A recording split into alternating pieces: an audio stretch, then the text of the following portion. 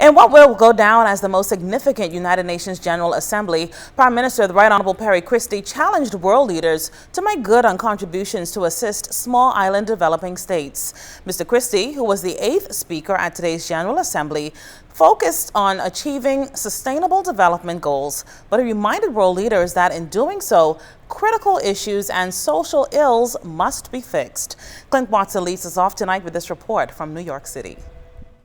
Eradicating poverty, eliminating substandard housing, infant mortality, improving gender equality and the rights of the disabled, as well as eliminating racism, crime, violence, and war are the main concerns of the Bahamas, says Prime Minister the Right Honorable Christie as he addressed the 70th session of the United Nations General Assembly Friday afternoon. Mr. Christie says the Bahamian government is committed to the full implementation of the Sustainable Development Goals while building a stronger Bahamas. The Bahamas is fully aware that we are primarily responsible for our national development, a responsibility from which we have never shied from. Mr. Christie renewed the Bahamas' commitment to protecting our oceans, its species as well, and committed to migrating to renewable sources of energy by 2030. Also, he pledged a sustained effort at public education.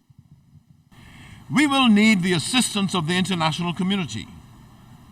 The Bahamas, along with the rest of the Caribbean community, has long held that GDP per capita should not be the sole determinant for the question of the economic support that is given to our region, but that our vulnerability to economic and other exogenous shocks must also be taken into account.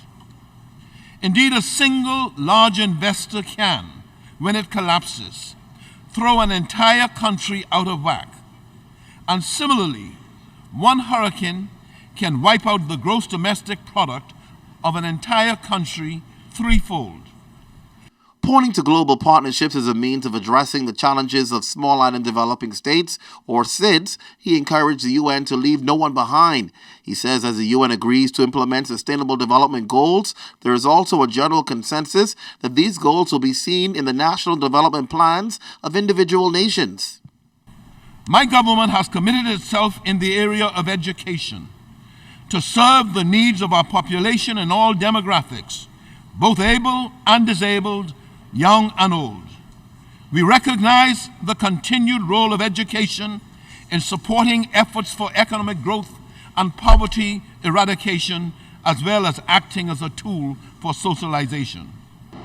And Prime Minister Christie concluded his speech with a message that has been passionate and dear to him, something he's been talking about wherever he goes around the world, and that is youth unemployment and, of course, the hopelessness that many young people are feeling and their involvement in crime and other social ills. He says to ignore this social ill, we do so at our peril. At the United Nations, Clint Watson, ZNS Network News.